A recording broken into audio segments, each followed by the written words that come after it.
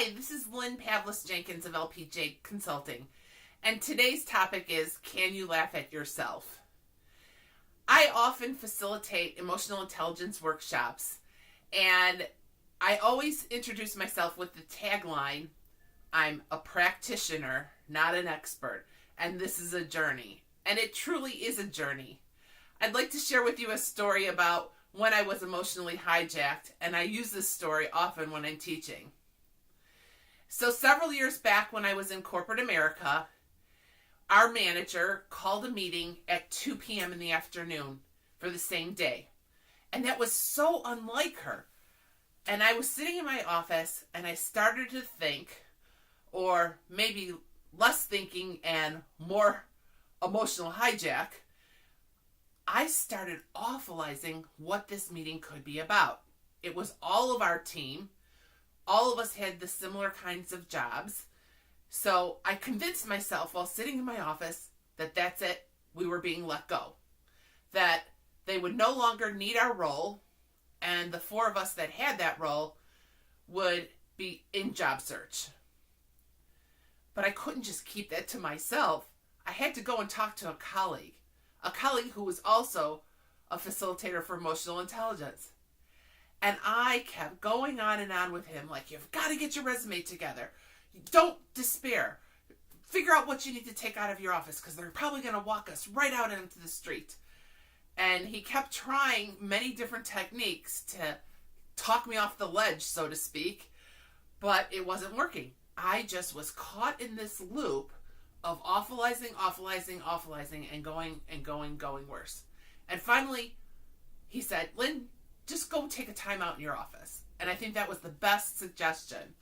Because when I got back into the office, I kept going for a while, but then I realized, well, let's just see what happens. So here comes 2 o'clock meeting, and my boss walks in and announces that she's leaving the company.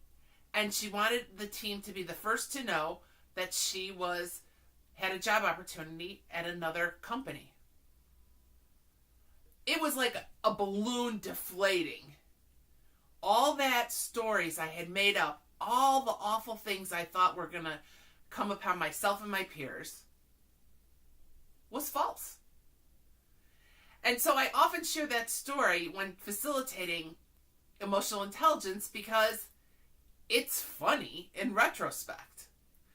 And I use it to also teach the techniques of what to do when you're in an emotional hijack. During an emotional hijack, chemicals are released in your brain called cortisol that essentially paralyzes the amygdala, the place where you have your basic flight or fight. So in this story, I was totally flight. Like, get out, hurry up, figure out what you need to take. It's all over. And my neocortex, which is in the front of your brain, couldn't function because the cortisol was flooding it and making it ineffective at rational thought. It was only much later in the day that I actually did the steps of first being kind to myself and realizing what I had done. Second, stopping. Just take a full out stop. And third, take a deep cleansing breath. Probably 3 would be best. Breathe in through your nose and exhale through your mouth. Please participate with me in taking the cleansing breath. And the final third one,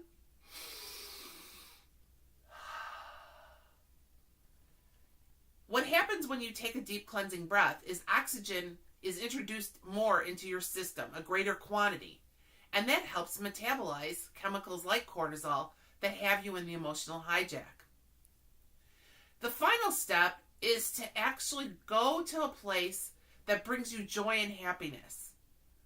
It could be an experience, it could be being with someone, it could be a place that you go to, like a walk in nature, or seeing a sunset, or playing with a child.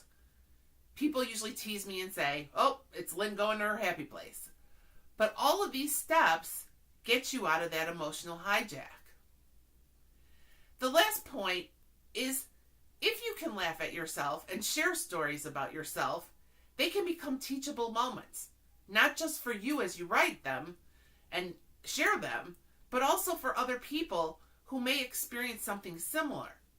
It can help them get out of the situation better. They can see from your failures what not to do and try something different. So embrace being able to laugh at yourself when you make mistakes or fail.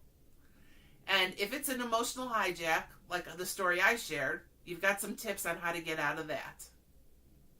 If you would like to learn more about emotional intelligence or would like to enroll me as a coach, please reach out to me at lynn@lpjconsulting.com.